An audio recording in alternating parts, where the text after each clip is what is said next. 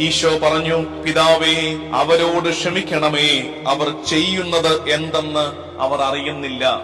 കുരിശിൽ കിടന്നുകൊണ്ട് ഈശോ അവന്റെ ക്ഷമ വെളിപ്പെടുത്തുകയാണ്. നീ ബലിയർപ്പിക്കാൻ പോകുമ്പോ ആർക്കെങ്കിലും നിന്നോട് വിദ്വേഷമുണ്ടെന്നിരിക്കെ ബലിവസ്തുക്കൾ അവിടെ വെച്ചിട്ട് പോയി രമ്യപ്പെടുക. അതേ കാര്യം ഈശോ കുരിശിൽ കിടന്നുകൊണ്ട് ചെയ്തു. അവനവന്റെ ബലി പൂർത്തിയാക്കാൻ തുടങ്ങുമ്പോൾ അവൻ തിരിച്ചറിഞ്ഞു, തൈ നിൽക്കുന്ന കുറെ പേർക്ക് അറിഞ്ഞോ അറിയാതെയോ തന്നോടൊരു അനിഷ്ടമുണ്ട്. ഈശോ എന്താ ചെയ്യുന്നത്? രമ്യപ്പെടുകയാണ്. പിതാവേ, അത് നിങ്ങളോട് ക്ഷമിക്കണമേ.